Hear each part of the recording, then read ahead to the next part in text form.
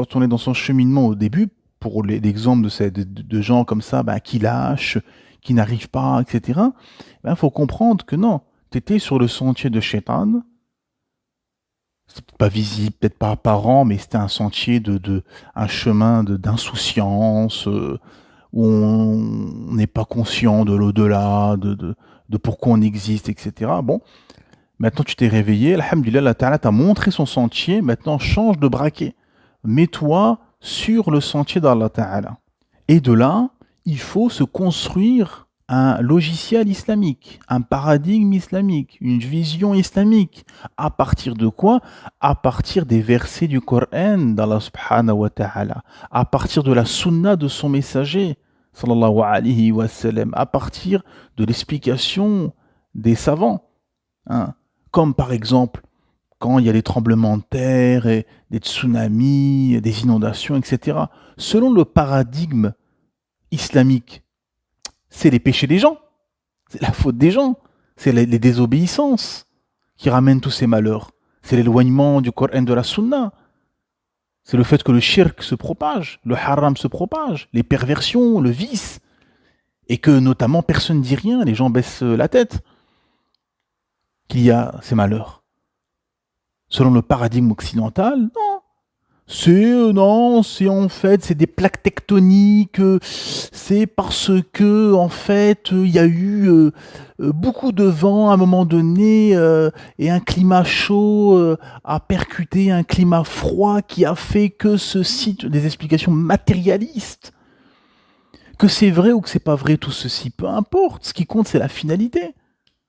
Pourquoi il pleut? Oui, il pleut parce qu'en fait, l'évaporation, ensuite les nuages sont chargés, puis l'eau descend. Oui, t'expliques la, la cause, ou t'expliques comment ça se produit matériellement, mais qui l'a voulu? Qui a créé ceci? Qui a créé ce fabuleux mécanisme? C'est Allah, subhanahu wa ta'ala. C'est le créateur. Toute chose, toute cause, tout mécanisme a une seule volonté, la volonté d'Allah subhanahu wa ta'ala. Allah a voulu ceci. C'est-à-dire que on n'est pas dans cette mentalité matérialiste, ou non, oui, mais chance, pas de chance, hasard. Non, ça c'est le paradigme matérialiste athée. Le paradigme islamique, il n'y a pas de chance, il n'y a pas de hasard, il n'y a pas de, de, de, de choses comme ça, de coïncidence. Non, tout est voulu par Allah Ta'ala. Il y a un destin. Et il y a les conséquences de ce qu'on fait. Allah Ta'ala dit, tout malheur qui vous arrive vient de vos propres mains. Donc s'il y a des tremblements de terre, s'il y a des inondations, etc., c'est de notre faute. C'est ça la réalité.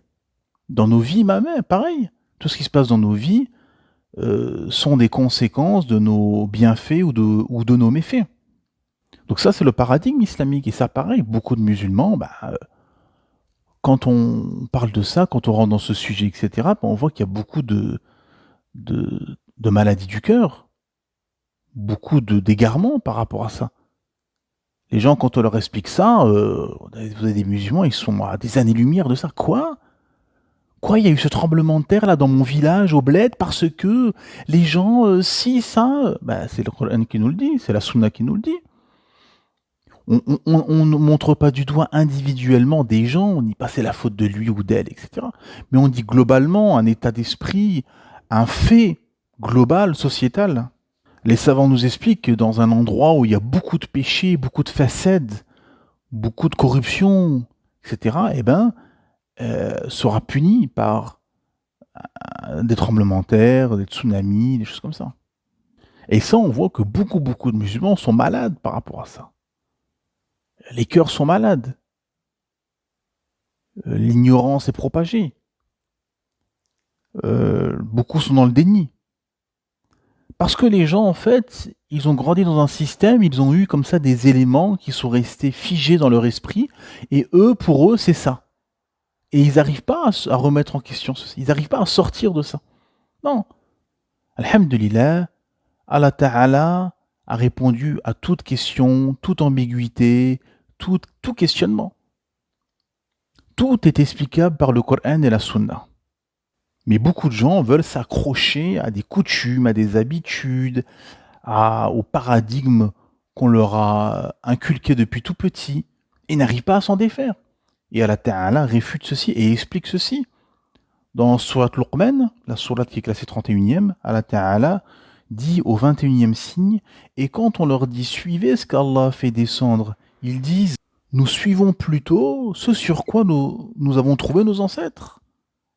Est-ce donc même si le diable les appelait au châtiment de la fournaise?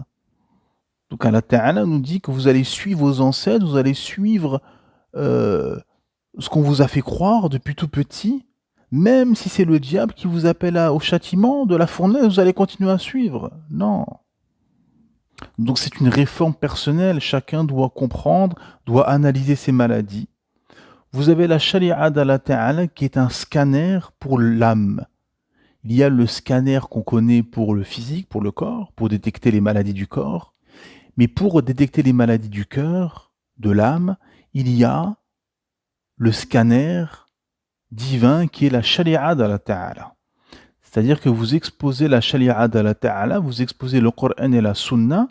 Si, alhamdulillah, la personne n'a aucune objection, elle n'a rien à dire, rien l'interpelle, alhamdulillah. Vous êtes en face d'une personne qui a un cœur saint, qui recherche la vérité, qui soumet son être à Allah Ta'ala. Mais quand la personne commence à émettre des objections sur comment est la femme en islam, comment les relations hommes-femmes en islam, le tribalisme, comment on doit traiter les personnes âgées ou les pauvres, que chaque malheur, chaque catastrophe est due au péché des gens, qu'on ne change pas les choses avec le vote ou les manifestations, que la seule loi qui est acceptée, agréée, c'est la loi d'Allah subhanahu wa ta'ala, et tous les aspects de la vie, de la société, comme pour les dirigeants, que ce n'est pas en faisant des révolutions ou en votant que tu auras des meilleurs dirigeants, non, c'est en se réformant. Allah Ta'ala ne change pas l'état d'un peuple tant que les individus qui composent cette société ne changent pas ce qu'il y a en eux-mêmes, etc. Eh ben, si les gens ont des objections, à émettre sur chaque élément, chaque point de l'islam, eh ben, c'est que la personne, elle est malade du cœur. Elle a des maladies. Elle a une maladie sur ça ou ça ou ça. Et elle doit soigner sa maladie à travers le Coran et la Sunna et la réforme personnelle, le cheminement personnel. Pour avoir une pensée islamique, un logiciel, un paradigme, un prisme islamique qui lui permettra d'avancer, de ne pas être humilié, d'avoir au contraire l'honneur, parce qu'en suivant la vérité révélée par Allah Ta'ala, c'est seulement là que tu auras l'honneur. Et ça te permettra de suivre la vérité, de rester sur la vérité, de t'accrocher au sentier de ton Créateur Allah Ta'ala, même si sur ce sentier, vous serez peu combattu, marginalisé, montré du doigt, parce que les gens transigent, les gens ferment les yeux sur beaucoup de choses, les gens font d'innombrables concessions pour plaire aux créatures, non aux créateurs. Alhamdulillah, tu seras sur le bon chemin, le chemin des prophètes qui ont suivi le système du Créateur Allah Ta'ala, non le chemin des Shéatines, des Qurayshites, des pharaons, des pharisiens, ou des gens qui sont indécis entre les deux, ne sachant pas quelle pensée paradigme suivre. Que la paix, la miséricorde et la bénédiction soient sur vous.